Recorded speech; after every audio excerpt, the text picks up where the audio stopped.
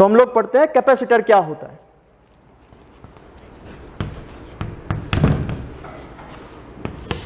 अच्छा, कैपेसिटर जब मैंने यूनिट शुरू किया था तो आप लोगों को कैपेसिटर की दो डेफिनेशन बताई थी। मैंने कहा कैपेसिटर एक ऐसा इलेक्ट्रॉनिक डिवाइस है जो क्या करता है, चार्ज को स्टोर करता है, या अपन ऐसा भी कह सकते हैं चार्ज स्टोरिंग डिवाइस है। और किस फॉर्म में करता है, ये इलेक्ट्रिक फील्ड की फॉर्म में एनर्जी को स्टोर करता है। आगे आप लोग अदर हायर क्लासेस में पढ़ोगे कैपेसिटर, इंडक्टर भी चार्ज स्टोरेज डिवाइस है जो एनर्जी को स्टोर करता है in the form of magnetic field, ये स्टोर करता है in the form of electric field. दूसरी अपन ने कैपेसिटर की एक और डेफिनेशन पढ़ी थी कि भाई कैपेसिटर एक ऐसा डिवाइस है जो क्या करता है, किसी भी कंडक्टर की शेप या साइज को बिना चेंज किए उसकी कैपेसिटेंस को बढ़ा देता है। यानी उसकी शेप और साइज को चेंज किए बिना क्या करेगा, कैपेसिटेंस को बढ़ा देगा। अब कैपेसिटर होता क्या है बेसिकली, तो इसके लिए इसका एक डायग्राम बना लेते हैं।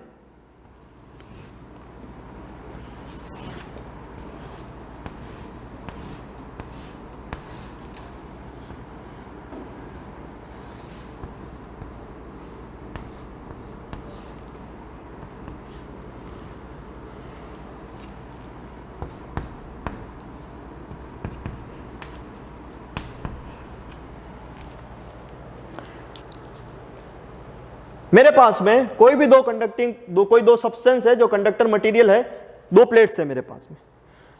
अपन ने क्या किया, उन दोनों प्लेट्स को बैटरी के दो टर्मिनल से कनेक्ट कर दिया। यानी एक प्लेट को कनेक्ट किया मैंने बैटरी के पॉजिटिव टर्मिनल से और दूसरी प्लेट को कनेक्ट किया बैटरी के नेगेटिव टर्मिनल से। और ये दोनों ही प्लेट्स एक दूसरे के बहुत ही पास में रखी हुई है। यानी दो मेरे पास में कोई कंडक्टिव प्लेट्स है, दोनों को मैंने पास में रख दिया और उन दोनों को क्या किया, बैटरी से जोड़ दिया। एक प्लेट को मैंने जोड़ दिया बैटरी के पॉजिटिव टर्मिनल से और दूसरी वाली प्लेट को मैंने कनेक्ट कर दिया बैटरी के नेगेटिव टर्मिनल से। अब होगा क्या, जिस प्लेट को मैंने बैटरी के पॉजिटिव टर्मिनल से कनेक्ट किया है उस प्लेट पे जो चार्ज आएगा वो होगा पॉजिटिव चार्ज, और जिस प्लेट को मैंने बैटरी के नेगेटिव टर्मिनल से कनेक्ट किया है उस प्लेट पे जो चार्ज होगा वो कैसा होगा, नेगेटिव चार्ज होगा। अब जिसको बैटरी के पॉजिटिव टर्मिनल से कनेक्ट किया उस पे तो आ गया पॉजिटिव चार्ज, और जिसको नेगेटिव टर्मिनल से कनेक्ट किया उस पे आ गया नेगेटिव चार्ज। अच्छा, बैटरी को कनेक्ट करने से पहले इन दोनों ही प्लेट्स के ऊपर चार्ज नहीं था, ये दोनों ही प्लेट्स पास में रखी हुई थी ऐसे, यानी दोनों ही एक दूसरे के पैरेलल ऐसे रखी हुई थी। अब जैसे ही मैंने बैटरी से कनेक्ट किया दोनों ही प्लेट्स पे क्या आ गया, चार्ज आ गया, एक पे पॉजिटिव एक पे नेगेटिव। अब क्या करता हूं, थोड़ी देर बाद मैं इस बैटरी को रिमूव कर दूंगा। अगर हम लोग जब थोड़ी देर बाद यहां से बैटरी को रिमूव कर दे, बैटरी को हटा दे, तब हम लोग ये देखते हैं कि अभी भी उन प्लेट्स पे जो चार्ज है वो वैसा ही बना हुआ है। यानी जैसा चार्ज बैटरी जब कनेक्टेड थी इन दोनों ही प्लेट्स पे आया था, बैटरी को हटाने के बाद भी इन प्लेट्स पे क्या रहता है, चार्ज वैसा की वैसा रहता है। तो इसीलिए हम कह सकते हैं कि जो हमारा कैपेसिटर है वो क्या है, एक चार्ज स्टोरिंग डिवाइस है। क्यों, क्योंकि इसने क्या किया, चार्ज को स्टोर कर दिया। अच्छा, यहां से अगर मैं टोटल चार्ज निकालूं तो plus Q minus Q, total charge तो जीरो होगा, लेकिन यहां पे हमारा फॉर्मूला वही बन जाएगा कि Q is directly proportional to V, Q equals to CV। यानी यहां पे भी Q किसके बराबर होगा, CV के बराबर होगा। लेकिन अगर मैं टोटल चार्ज निकालूं तो इधर वाला पॉजिटिव इधर वाला नेगेटिव, दोनों चार्जेस का मैग्नीट्यूड हमेशा इक्वल रहेगा, बट जो नेचर है वो अपोजिट है। यानी जितना ये चार्ज होगा पॉजिटिव उतनी ही क्वांटिटी में क्या होगा, नेगेटिव चार्ज होगा। तो अगर मैं दोनों को ऐड कर दूंगा तो मेरा टोटल चार्ज क्या आ जाएगा, जीरो आ जाएगा। तो अपन ये कह सकते हैं कि भाई जब दोनों प्लेट्स को बैटरी से कनेक्ट किया तब तो चार्ज आ गया, और जैसे ही बैटरी को मैंने रिमूव किया इन प्लेट्स पे चार्ज वैसा की वैसा बना रहा। तो इसीलिए हम कह सकते हैं कि जो हमारा कैपेसिटर है वो कैसा है, एक चार्ज स्टोरिंग डिवाइस है। Clear, okay. तो ये हो गया हमारा कैपेसिटर। अच्छा, जब कैपेसिटर पढ़ते हैं तो ये जो हमारे सिंबल है वो बैटरी का सिंबल है। कई बार क्या होता है, हम लोगों को ऐसा सिंबल मिलता है पॉजिटिव और ये नेगेटिव, जो ये हमारे सेल का सिंबल है। और जब हम लोग बैटरी की बात करते हैं तो बैटरी में अपन को यहाँ एक एरो लगाना पड़ता है जो ये शो करता है कि जो हमारा जो सोर्स लगा हुआ है वो वेरिएबल सोर्स लगा हुआ है, यानी इसके वोल्टेज को हम बढ़ा भी सकते हैं और कम भी कर सकते हैं। जबकि सेल का जो क्या होता है, कांस्टेंट होता है, 1.5 वोल्ट का, 2 वोल्ट का, ज़्यादा से ज़्यादा 5 वोल्ट का, इससे ज़्यादा तो और भी ज़्यादा हो सकते हैं, लेकिन मिनिमम हमारे सेल इतने ही आते हैं। हमारी मोबाइल बैटरी भी इतनी होती है, 3.5-4 वोल्ट की।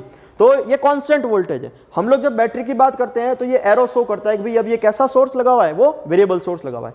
अब बात आती है हमारे कैपेसिटर की सिंबल की, कि भाई हम फिजिक्स में या इलेक्ट्रॉनिक्स में इस कैपेसिटर को कैसे रिप्रेजेंट करते हैं। तो हम लोग पढ़ते हैं इस कैपेसिटर का सिंबल।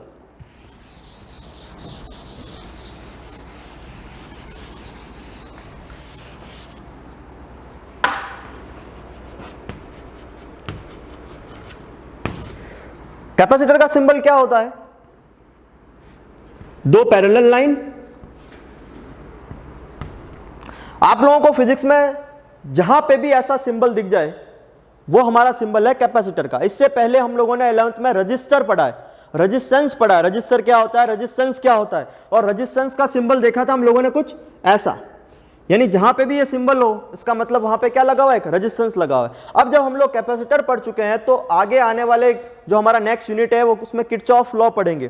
किरचॉफ लॉ में हम लोगों को सर्किट सॉल्व करने पड़ेंगे। तो सर्किट्स में अगर वहां ऐसा सिंबल दिख जाए इसका मतलब वो किसका सिंबल है, वो कैपेसिटर का सिंबल है। कई बार ऐसा भी दे देते हैं और कई बार कैपेसिटर के सिंबल को ऐसा भी दे देते हैं।